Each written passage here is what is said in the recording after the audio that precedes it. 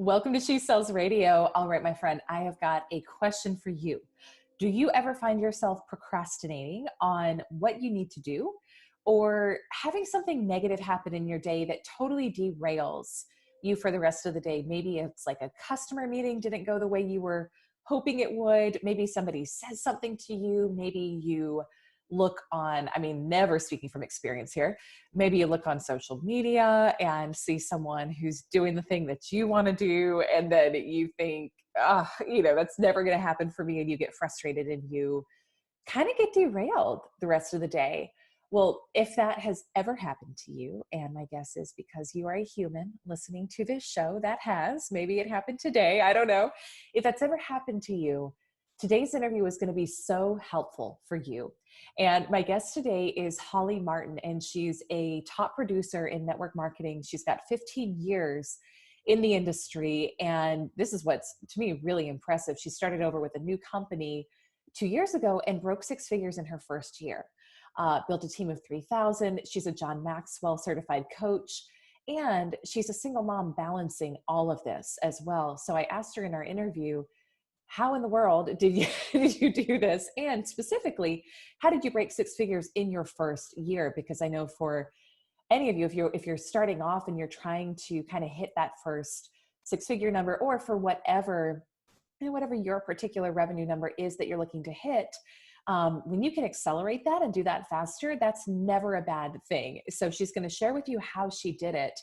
And some of the key things that I learned that I thought were so important that I'm excited to share with you as well are, one, how to manage those emotions in your day. So if something does go not the way you were hoping for it to, how do you get past that? And she is able to get past it really quickly, and she shares with us how. She talks about how to create the right mindset to literally achieve whatever you want. It's so powerful. It's so good. You can apply this to your sales as well as to anything. And this is a part that I love, because I love a good schedule or checklist or something like that. So she tells us how she sets up and structures her day for success, really specifically, like in the details. She tells us how she manages her time, how she sets up her day for success, and how she keeps her mindset strong all throughout the day. So there's just a lot of brilliance here in this interview with Holly. So I can't wait to share it with you. And before we get into that, I do also want to invite you to join us at the Weekly Sales Accelerator. You know, part of my vision for this brand and this business was to create really affordable, accessible sales training for you, regardless of where you are in your journey on your business. You know, you may be just starting out and saying, hey, like, I know I want to hire a high-level coach right now. Maybe that's not feasible financially, but I still need to invest in myself, get resources. This is such an amazing resource for you. Or maybe you're a woman who's farther along in her journey, but you're like, you know what?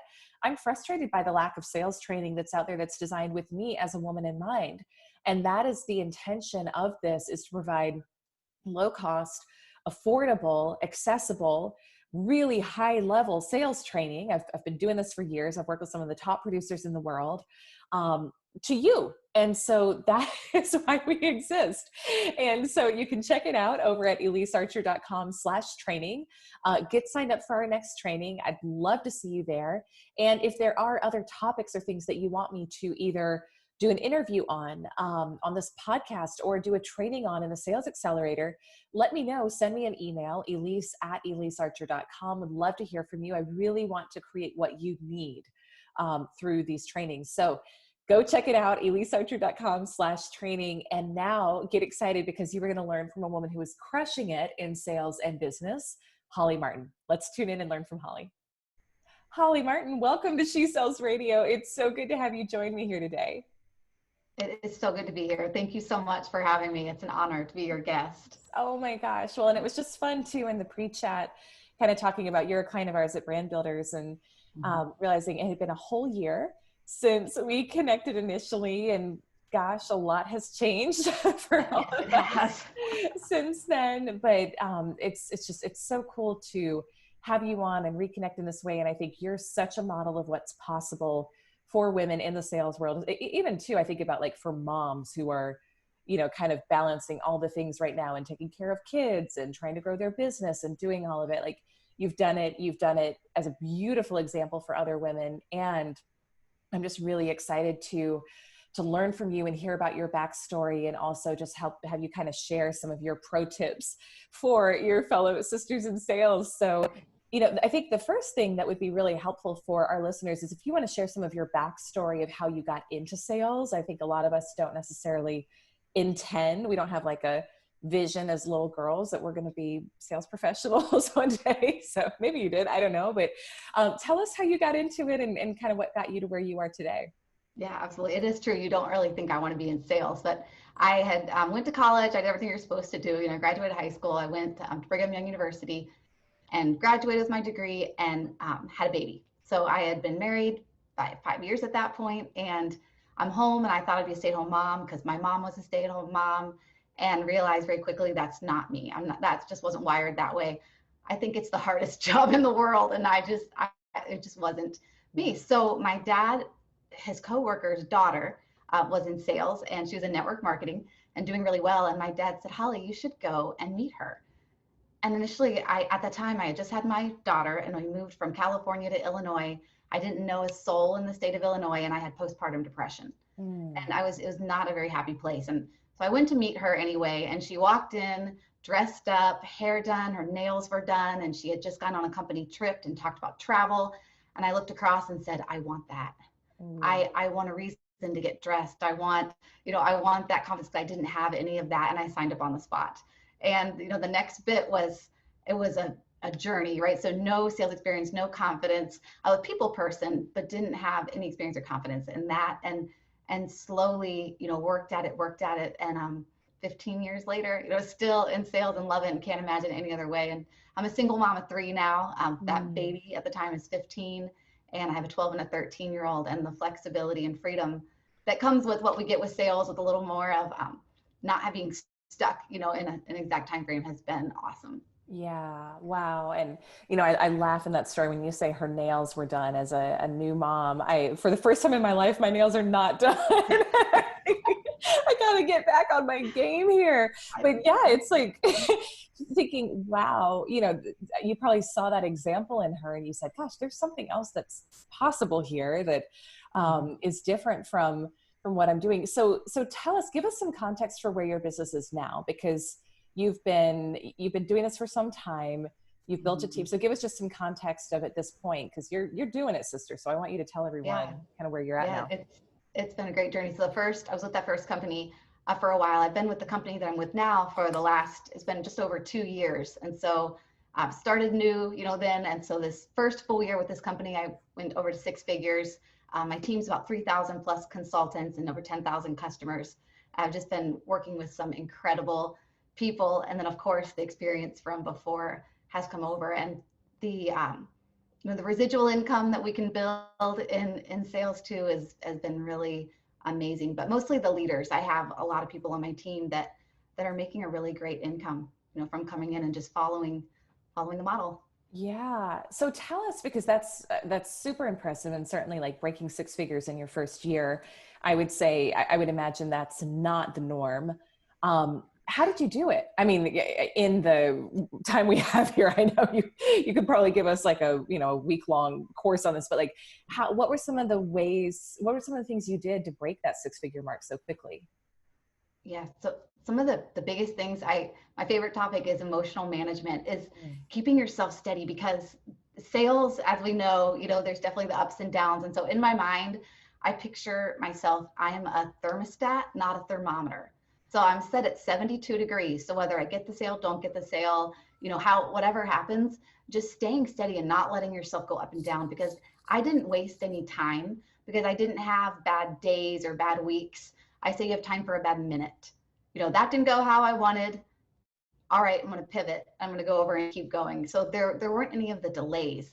And I'm a big believer in speaking what you want, because what our thoughts are things, we are our own prophets. And so from day one, when I joined this company, I said, I'm going to be on stage and earn this rank that I was going for. I'm going to earn a company trip, and I'm going to build this. And I said it so much and, visualized it, and it came to fruition. And so from the beginning, and even though I didn't know how in the beginning I was going to get that amount of sales or, reach that level, the how didn't matter. It was, I believed it so much that when I talked to the prospect, they either joined my team with me or became my customer, just because they're like, she really believes what she's doing. And that mattered more than any script, than any, exact thing that I went through, because it's all about the energy. And when they feel that before you even open your mouth. And so I got that right. And that was a lot of behind the scenes work, hours of personal development, investing in different courses, and getting the right coaches. So that actually had a way bigger factor in getting the six figures than knowing my product or knowing the sales system. Yeah. Wow. That's so powerful. Did you grow up with that type of teaching, like the personal development from your parents or people you were surrounded by, or was that something you had to learn later in life? I know, like for me, I stumbled across it kind of at a low point when I was 27.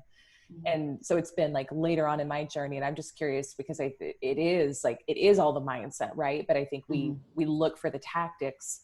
Was that for you? Have you always been that way? Did you have to learn it? Yeah, I dabbled in a little bit. My dad, I remember listening to Zig Ziglar, Mm. and there were Mm-hmm. several things. So I was introduced to it as a teenager. I was like, I don't, I didn't really think it mattered. Didn't, but I knew that was there. And so I love John Maxwell. I became a John Maxwell certified trainer because I thought the knowledge I'm going to get from that and the people I'm going to be surrounded by that is going to help, as well. So it was more, once I started my business. I started at 25 doing it, and at that point realized, if the leader's mentality and the leader's knowledge is how big the team grows. I don't think it matters what product you have, what company you're with, where you live. I moved across country during the pandemic this year in July, and moved from Illinois to Texas and bought a home, and it's a decision, of when. I decided to do all that before the pandemic hit, and so it kind of changed things. But I decided, my economy, this is not going to affect my economy. I am going to thrive during this. And so I believed that, and I showed up every day for my team, showed up every day for my clients with that attitude, and they all believed it around me too. And we didn't have any kind of a hit or a lull in the business. Wow. Yeah. And the opposite, right? I mean, you were telling me in the pre-chat, you've tripled your business this Mm-hmm. year, right? Which is, how Correct. many people can say that right now? Yeah. Right. So I'm really curious, what does your daily routine look like? So when we hear about kind of this rock solid mindset, and I love the idea of you being, you're you're the thermostat. What, like, do you have a morning routine where you're doing affirmations and visualization? Are you doing it throughout the day? I like to get into the nitty gritty. So tell us, like, how do Yeah. you actually do this every day to stay so Yeah. locked in your mindset? Because it does take that. I have like little mantras too. So no means next, especially in the beginning. I had to go, no means next, no means next. I would say that to myself, and always put it in the head. So for me, morning routine is huge. And so always like starting the morning with scripture. I'm big into meditation. I started that about 4+ years ago, and that changed my entire life. That has a big part to do with my business, as well. So having that morning time, and then doing some kind of exercise. When the gym's closed, it became walking. But while I'm doing that, I'm listening to a podcast, or I have the free app Hoopla. It's like Audible, but it's free. You sign in with your library card, and you can listen to audiobooks. And so I'm listening to an audiobook. I have that playing while I'm in the shower. And then while I'm doing my hair and makeup, I'm listening to it. When I come out, take my kids to school, and do stuff with them, then on the drive home, I'm listening to something positive. And then I sit down and do the things that I don't want to do the most in the morning. So I try to get all that stuff done before noon, because we know how the days get away from us. So the most important thing, or the thing I don't want to do, I tackle that right away. And then the night before, I make a list. I call it the 6 most important things to do list. And so I'm writing all the things that are income producing. So not laundry and not groceries. That's a separate list. So this is just income producing activities for your business. And so the follow up, the new reach outs for clients, the customer renewals, or whatever you have for your business. And so that's the thing I'm going to do. So I sit down and I have a list of things to tackle versus, okay, what needs to be done today. And so that helps me stay on track. And then I give myself something that I want to do, like fun during the day. It's not all grind. I used to think the more activity and the more action and the more I was grinding, the more results I'm going to get. But I found the more I'm in the flow and the more I'm doing like what feels good to me, what's authentic to what I want to do. I love sitting outside. I moved to Texas for the weather, and so I love to sit outside. The sun hits my front porch at a time, and just let that soak in. It feels so good, so that recharges me versus thinking this is prime time, I better get to work. No, I know I need to do that for a little bit and just have that rest, and then I'll read, during that time before the kids. And then I get the kids and come home and we do our evening routine. I set up any evening appointments that I have. And then when they go to bed, I have a list of people that I follow up with and call that maybe have kids as well. And evenings are better for them. Wow, that was so good. And, I love that piece, Holly, about giving yourself the space to sit outside. And I know for me, I think this was a lot of my conditioning from, gosh, I think just, Western culture, from what I heard from leadership earlier on in my career, was you keep pushing no matter what. And, even if you have 20 bad calls, have the next call, keep going, which there is merit to that. But what I've found for myself is when I try to do something from an energy that is frustrated, anxious, has resistance, I just compound that. So the thing that I've started to give myself grace to do in the past few years, which I think you're saying you do as well, is to pause, especially if you realize you're coming from an energy, because whatever we focus on expands, right? So if you're trying to do something from that anxious, negative state, then you're just going to get more of that. And it's kind of a waste of time to keep pushing through it. And even if it's like a 1-minute reset by stepping outside, feeling gratitude, and then going in with a totally different energy, your results are so different and you do get more of that flow state and that ease. So is that kind of what you're doing there too, by taking that break? 100%. Yep. It's a total reset. And a lot of times at that point, if you just got off the phone with an energy sucker, those people that, you call or you have to deal with them maybe, and you look at your phone and you feel your energy drain just by seeing their name, but maybe you have to deal with that for a minute. Then you need to call an energy giver, or do something that fills you back up to change the energy. I really believe that because if you get off with that energy, that frustration, and go to the next, you bring it to the next call. And exactly. You summed it up perfect right there. I do the same thing. It's so good. It's so good. And I wish I had known that earlier in my journey. And, we learn things at the perfect time, but it would have been helpful to, to know that it's okay to pause. It is okay to pause. You don't have to keep pushing so hard if things are just continuing to mount in a negative direction. So how do you deal with self-doubt? Because one of the things you said before was it sounds like you said you're a big believer in your language and you speak the result that you're going to have before you have it. And you say it with confidence and you talk about, I'm going to win this trip or I'm going to hit this level in my business. Before that's happened though, do you have twinges of self-doubt show up when you say those things like, no, you're not really going to do that, or, that's too big? And if so, how do you deal with that? Mm-hmm. I think when we set a goal, I'm a big believer in you change the date, you never change the goal. So if my goal was, I want to hit a certain income at the end of 2020, I put a really big, I love Grant Cardone, right? So I put my goal and he 10x'd it and I 10 times it, made that it. So I didn't hit that particular number, this year I won't hit it, but I hit a lot higher than I would have had I not done that. And so I never beat myself up. I really look at it as I'm going to just change the date. Okay, so this year I didn't hit that amount. All right, 2020, here we come. I'm going to do that. And it's funny because for my 2019 goal, I didn't hit that, but I hit that this year. And I just look at it, and what that's saying is, put it out there and you're going to get to it, even if it isn't necessarily by the date that you want. So if there's a promotion and you have that promotion by this quarter or this, and you don't hit it that quarter, it's not I'm awful, I think I can't do it. It's all right, I'm going to push it to the next one. And so by giving yourself grace, that's one thing that I've learned. And as moms, those that are moms on here, oh my gosh, you can't, I don't think you can do it all. I can't make meals and I can't clean my house and run my business and have a social life. I can't. And so one thing that I'll do, and this kind of has to do with self-doubt in the sense of I know that I can't do all that. So anything I can hire out, someone else is going to clean my house. My kids have an extensive chore list. And so they do those things because it's not possible for me to do it all. And so I think if I thought I had to do it all and hit the goal, I would be like, how am I going to do this? Yeah. But I don't really have that because I allot the time and the space that I need to hit that goal. And so that makes it more believable. And I look at other people that are there. I constantly am talking to people who are where I want to be. So the people that have the income that I want, the promotion that I want, the relationships that I want, couple goals. I look at those business people and I'm even like, I want to be around people that love their spouse. Because if I got remarried, I want to love my spouse and talk about them like that. And the people you're around, I think this is important in business, but I think it's more important in our personal life. So I look at other people that are parents. I want to partner with you. You're successful in business, and you're good. And you also have a really great family dynamic. And so that helps me not have self-doubt too, because like they have it all. They've promoted, they're accomplishing this, and they have a loving relationship, and their kids have things going. And so then I think this is possible by just constantly surrounding myself around it. Mm. It's so interesting, Holly, as you say that, because that's one of the recurring themes that I hear from the women who I interview on this show. From women like you, women who, I was interviewing a woman the other day who just exited an 8-figure business, and she gave such similar advice. And I love that you're saying that, because the recurring theme is look for evidence of what you want for yourself in other people.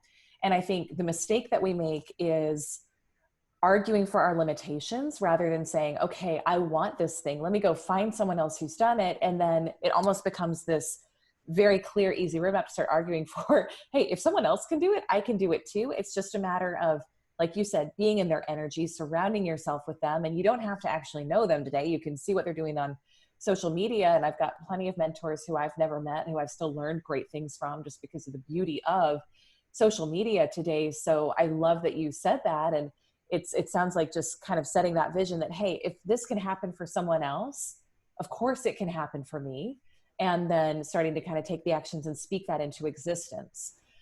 I'm curious about, because you're such a master of this, and I know this is a piece of your personal brand as well, is helping with that emotional management in sales. Is there any other wisdom or anything else that you think is really important for a woman to know in terms of managing her emotions throughout the day in the sales process? I love being the thermostat. I love like focusing on words, but anything else that you would share that you think is critical for us to know?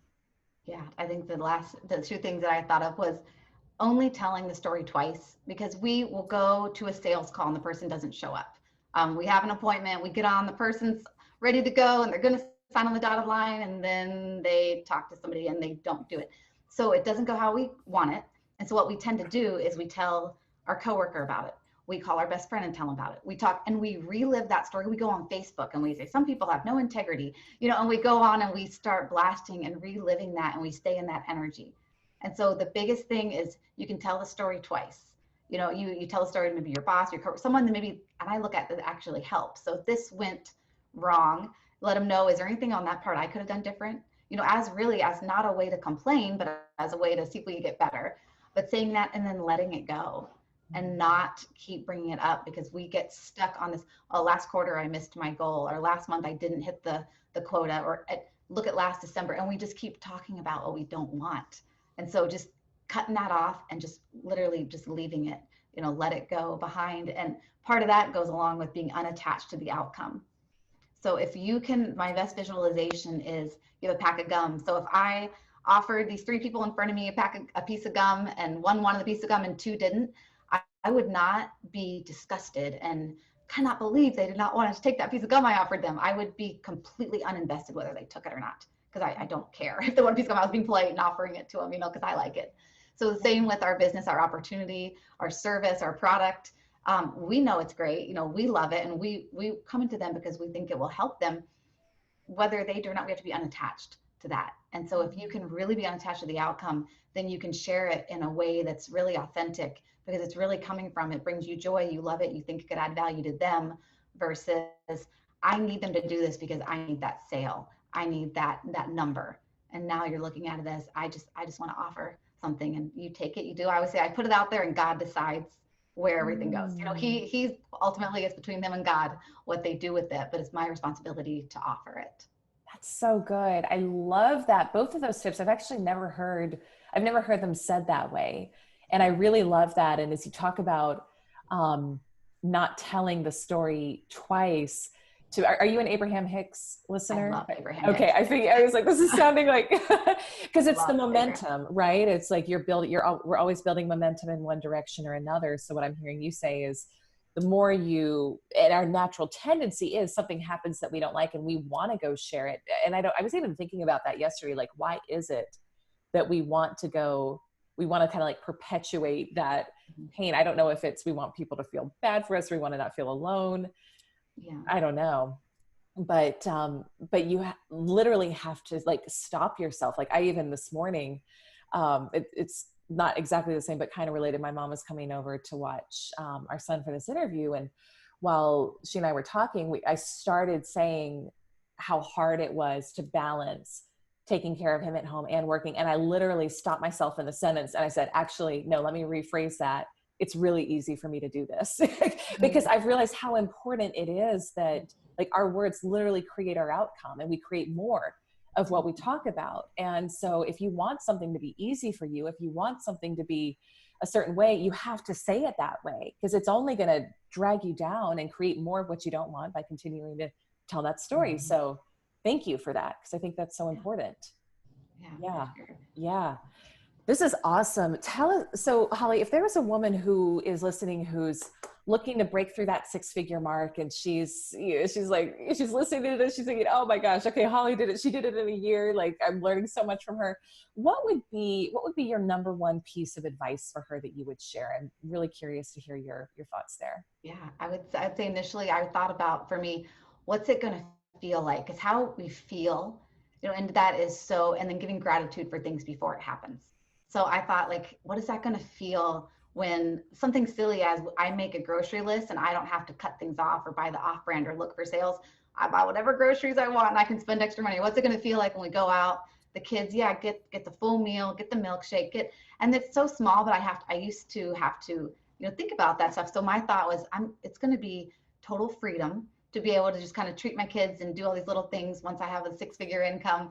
And what's it going to feel like as far as with myself when I set out to do it? And so I wrote gratitude lists. I'm so grateful for the opportunity. And by us making that income, we added value. We helped other people. You know, so if we're in sales, we're giving a service or a product, or we're doing something that's helping other people's lives. And so I thought of how many people I'm going to be able to touch, how many lives, how much good am I going to be able to put out there? And if we work with a team, how awesome I'm going to be able to influence and help other people on the team and around, because then they're going to feel like they could do it. So I sat and just thought of all the reasons why I wanted it. Money is great and it's fine, but that doesn't do it. The freedom and the no worry and the fact that we were able to help people is what it was all about. So I had to step back and I wrote list, and then I wrote a list. This is really hard to do. 100 things that you like about yourself, because you really have to. I was watching, it was a podcast and they talked about this. So I got to like 40, then I was like stuck, and I got to 60. It took a while, and I had to really stretch. But again, what you focus on, you get more of. So I wrote 100 things that I like about myself, that I'm good at, that I appreciate. And so when I started seeing it, focus on it, then when I went out, other people saw it too. And so just it came around, and it helped get to 6 figures, because you had to see yourself as someone deserving it, you know, that was capable of it. And then the reason why, because then you went out with just a different heart, you know, doing it. But if you don't see yourself doing it, like you'll never get there if you don't see it. And so you have to see it, believe it, speak it, and act as if. I don't like fake it till you make it. I like to act as if.